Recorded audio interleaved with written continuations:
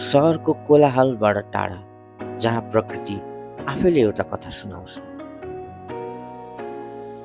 झापाको दमकमा रहेको एउटा अनौठो गन्तव्य, अन्धा राजा रानी। आज हामी यही कथाको खोजीमा निस्किएका छौँ। आउनुहोस् यात्रा सुरु गरौँ।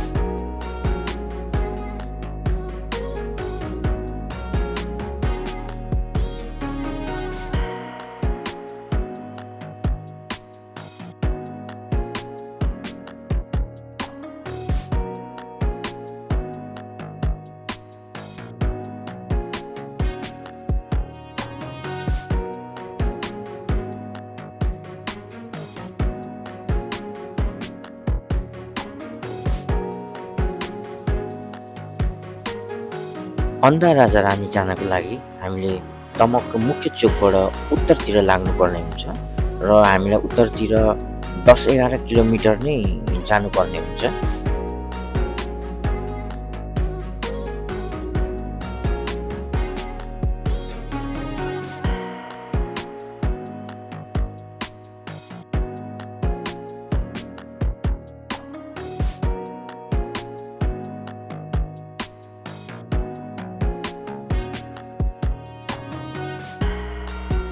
सहरको कोलाहललाई छोडिसकेपछि हामी जङ्गलको बाटो पुग्छौँ र यो एकदमै रमणीय छ। तपाईँहरू हेर्न सक्नुहुन्छ।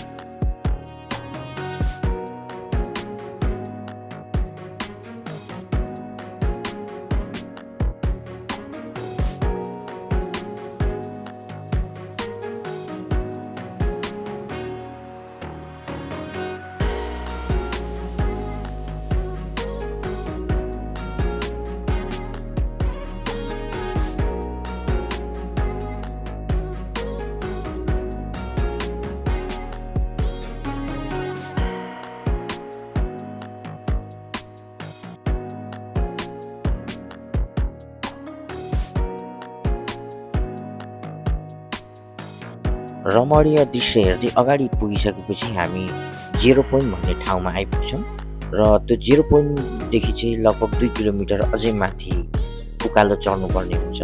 त्यो तपाईँलाई अटोले नै लगिहाल्छ। सिटी चाहिँ प्रायः जाँदैन रहेछ। हामीले लगेको सिटी चाहिँ जसोतसो गरेर गयो, तर तपाईँहरू अटो लिन सक्नुहुन्छ। तलबाट यहाँ उक्लिन्छ भने यो सिटी तलबाट आयो त त्यो एक ठाउँ चाहिँ त्यो उकालोमा अलिकति हिँडेको अलिकति त्यो उक्लिने ठाउँ छैन त्यहाँ चाहिँ उक्लिएन। त्यहाँदेखि 0 पोइन्टमा तपाईँको त निको बाटो छुट्टिँदैछ।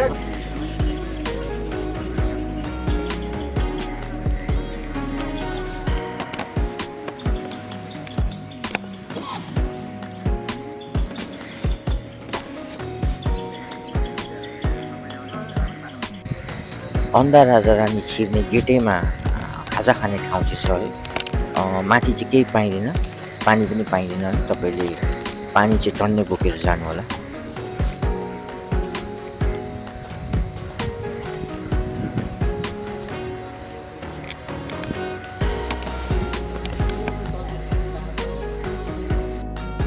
अब हामी गेटबाट भित्र छिर्दैछौँ।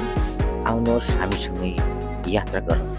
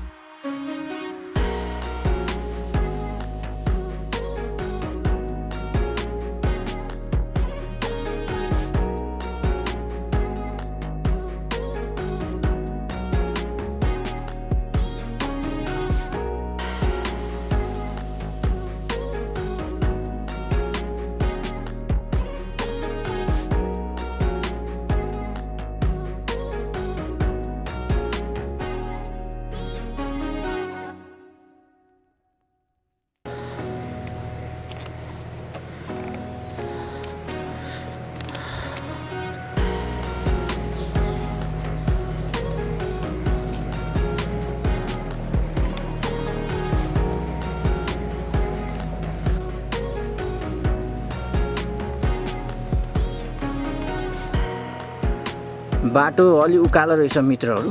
हामी सुरुमै छौँ र यो भर्याङको बाटो उकालो नै रहेछ। तपाईहरू हेर्न सक्नुहुन्छ अझै माथि पनि।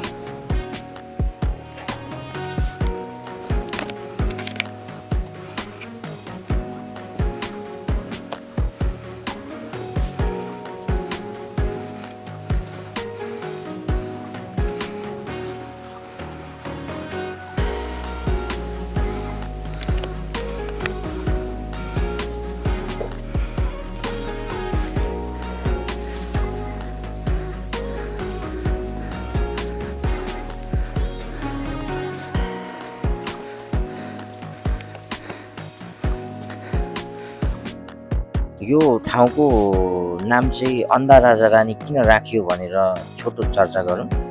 यो कुरो चाहिँ महाभारत कालको कुरो हो।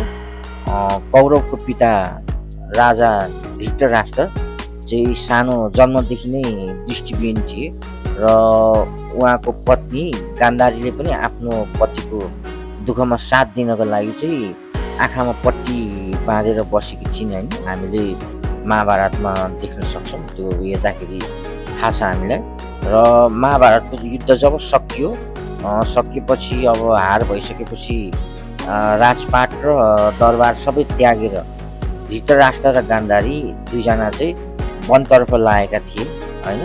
र यो स्थानीय अनुसार चाहिँ उहाँहरूले गर्नुभएको यात्रा चाहिँ यही क्षेत्रमा थियो, यो जुन हामी अहिले गइरहेका छौँ। र केही समय उहाँहरूले चाहिँ यो ठाउँमा जङ्गलमा बसेर तपस्या र ध्यानमा पनि बिताइएको कुरा यहाँ विश्वास गरिन्छ। यो यहाँ सबैले विश्वास गर्छन्।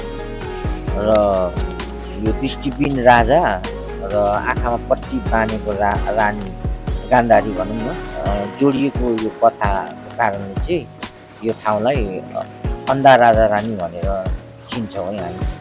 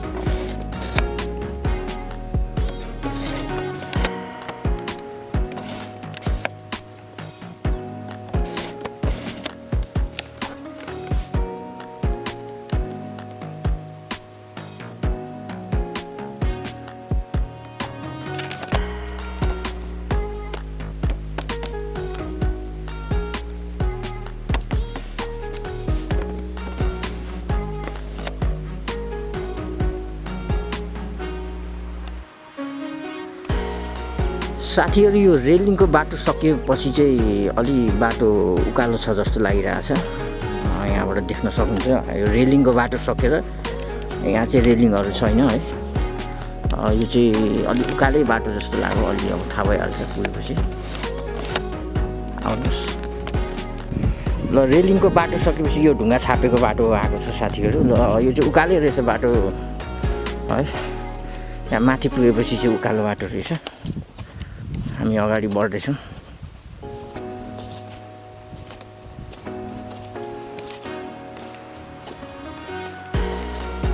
र क्यामेरा राख्नै पर्ने खाले बाटो छ जस्तो छ यो।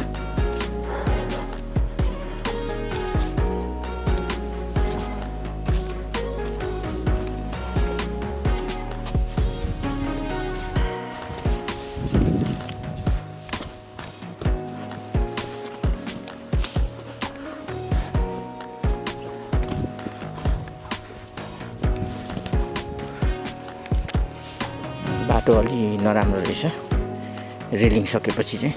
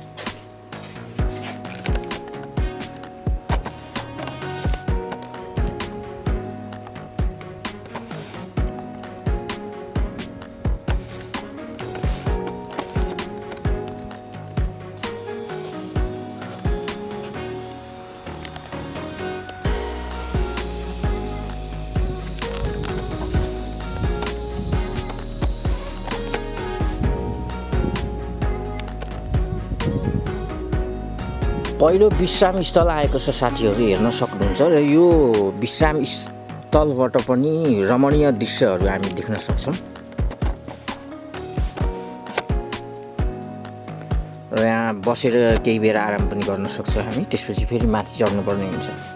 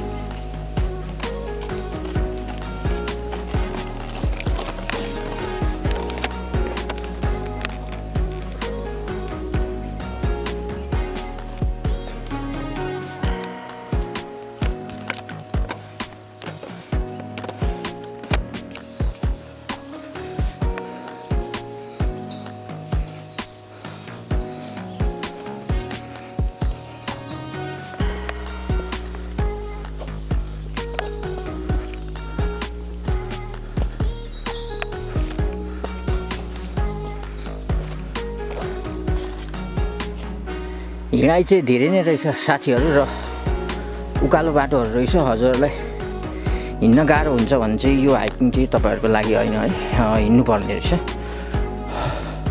तपाईँलाई हिँड्न गाह्रो लाग्छ भने चाहिँ गुगल पोइन्ट चाहिँ तपाईँहरूको लागि सजिलो इजी हाइक हुन्छ है। यो चाहिँ उकालो चढ्नुपर्ने हुन्छ।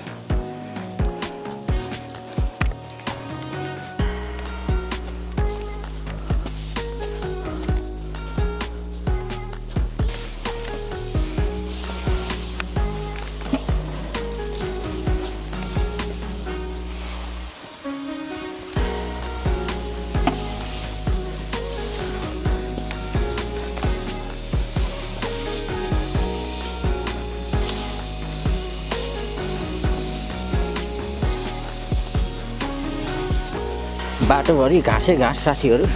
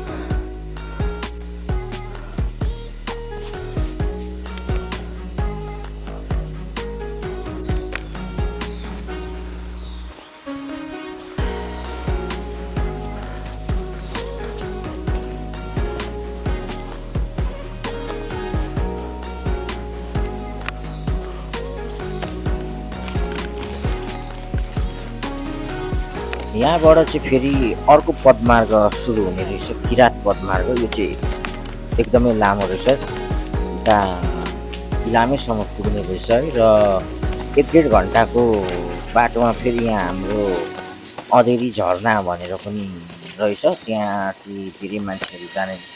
तर यहाँ अब आइपुग्न नै यति गलिएको छ होइन। यो तल अझै धेरै रहेछ, तपाईँहरू हिँड्न सक्नुहुन्छ भने चाहिँ अँधेरी झरना पनि जान सक्नुहुन्छ र हाम्रो गन्तव्य यो अन्डा राजा रानी चाहिँ 5 मिनेट माथि रहेको छ।